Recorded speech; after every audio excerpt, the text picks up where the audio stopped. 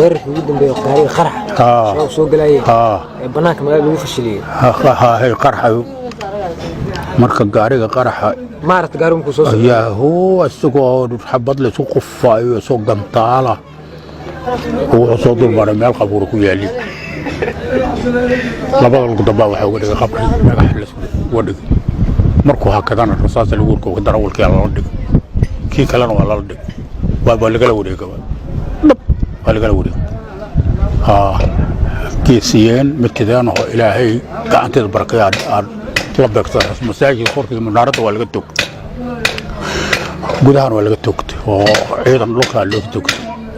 أنت صدق عنك حاول شصاص بر هذا وصدعين وصدعين وصدعين وصدعين وصدعين وصدعين وحالي كيريد حقوي ما أنت حقوي يقولي يقولنا الكويم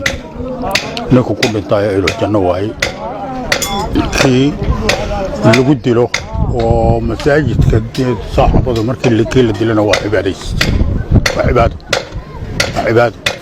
الكاساس الأصفر الأرنسية اللي تابعين وحنقول جواها إنه نصور له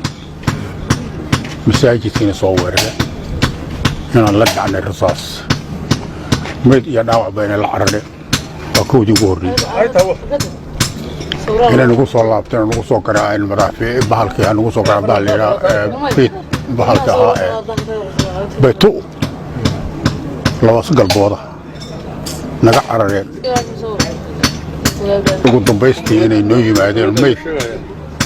لحدا أنا ودور نقاحد كدلي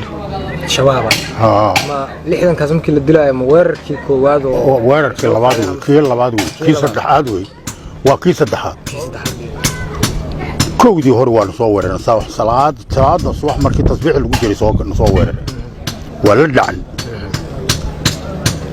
إلهي ذكي سنة ميديا نوع واقعتي قرق هذا كنت قال كنت قال ها وشوقني وحي نوصو ديرين كوتوغا أو بيتوغا نوصو قراء إلا وقلبون صلاة صبح تاقدي كوضع عرر نوما سنة إيمان وعرر قدها مسوقرين سأجوغني xilligii oo kale aynu ku soo ayagoo yugiyayaamayugo afar daadan soo galay waa la dhacay lixdana ugu tuur lixdan shabaab baxda oo qaxda oo xubki laga wariyo hortan lagu laaf waa kamid ah kuwanka waa ku sidii lagu taagana difaac